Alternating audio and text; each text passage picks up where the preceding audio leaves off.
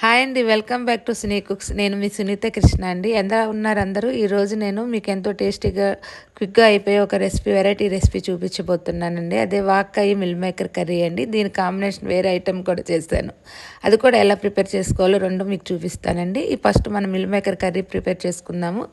Meal maker నేను hot వాటర్లో boil చేసి పక్కన పెట్టుకున్నానండి. ఊరికినే వేసి తీసేసేయాలి, ఎక్కువసేపు ఉంచకూడదు, మెత్తబడిపోతాయి.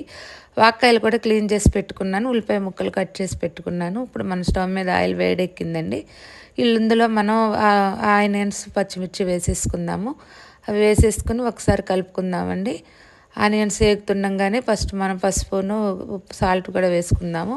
ముందైతే వాక్కాయలు తినకూడదు, వాతం, చింత చిగురు తినకూడదు, వేడి ఇవన్నీ చెప్తారండి. అవేమో ఉండదు అసలు. ఏ కాలంలో వచ్చే వెజిటబుల్స్ ఆ కాలంలో తినాలి. సైన్స్ పరంగా కానీ శాస్త్రీయ పరంగా చూసుకుంటే దానివల్ల ఏయో ఒక ఉపయోగాలు లేకపోతే ఇవి ఉండవు కదండి.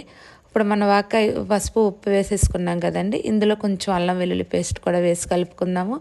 ఇంకా కొంచెం వేసుకోవచ్చండి, మరీ ఎక్కువైతే వద్దు, కొంచెం వేసుకుంటే సరిపోతుంది మనం తీసుకున్న క్వాంటిటీని బట్టి. ఇప్పుడు దీంట్లో బాయిల్ చేసుకున్న మిల్ మేకర్ని వేసేసుకుని గరిటతో బాగా కలుపుకుందామండి. దీనికి ఆయిల్ అవి కూడా ఎక్కువ ఏం పట్టవండి. మిల్ మేకర్ కూడా సోయా కదా, చాలా మంచిది.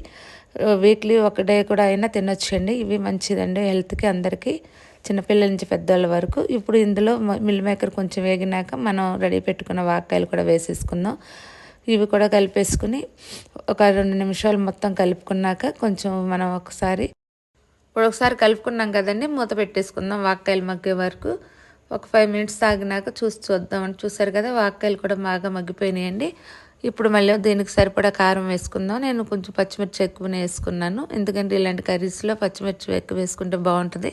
ఇలాగే కలిపేసుకుని దీనిలో మనం మటన్తో చేసుకోవచ్చండి, చికెన్తో చేసుకోవచ్చు, ఎండు చేపతో చేసుకోవచ్చు, ఇది పచ్చడి చేసుకోవచ్చు, పప్పు కూడా వండుకోవచ్చండి. ఇప్పుడు దీన్ని ఒకసారి 5 నిమిషాలు అయింది కదండి, మూత పెట్టుకున్నాం కదా. కారం ఇప్పుడు దీనికి సరిపడా కొంచెం వాటర్, ఆల్రెడీ ఇవి ఊరికినే మగ్గిపోతాయండి, ఎక్కువ వాటర్ కూడా అవసరం లేదు. ఇప్పుడు మళ్ళీ మూత పెట్టుకుందామండి. ఎగిరిపోతుంది చూసారు, ఇంకొంచెం వాటర్ ఉన్నాయండి. ఆల్రెడీ అయిపోయిందండి కొంచెం. ఇప్పుడు కొత్తిమీర వేసేసుకుని ఈ కర్రీ పక్కన పెట్టేసుకుందాము. కొంచెం ఆయిల్ కూడా పైకి వచ్చేసింది, చూసారు కదండి. ఇప్పుడు దీని కాంబినేషన్ నేను మజ్జిగ చారు చేసుకుంటున్నానండి. ఆల్రెడీ మజ్జిగ చారులో కొంచెం ఉల్లిపాయ, పచ్చిమిర్చి, సాల్ట్ కలిపేసి పెట్టుకున్నాను. దానికోసం నేను కొంచెం ఆయిల్ తీసుకున్నానండి. ఆయిల్లో కొంచెం ఆవాలు, మెంతులు, కొంచెం జీలకర్ర వేసుకున్నాను. 2 ఎండుమిర్చి సన్నగా ముక్కలు కట్ చేసి వేసుకోవాలండి ఇందులో. ఇప్పుడు మనం అవి కూడా వేసేసుకుందాము.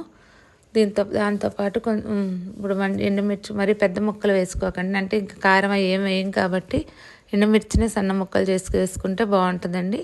దాంతోపాటు కొంచెం చిటికెడు అల్లం వెల్లుల్లి పేస్ట్ చాలు, మనం తీసుకున్న క్వాంటిటీని బట్టి. కొంచెం కరివేపాకు, లాస్ట్ని దింపే ముందు కొంచెం ఇంగు కూడా యాడ్ చేసుకుందామండి.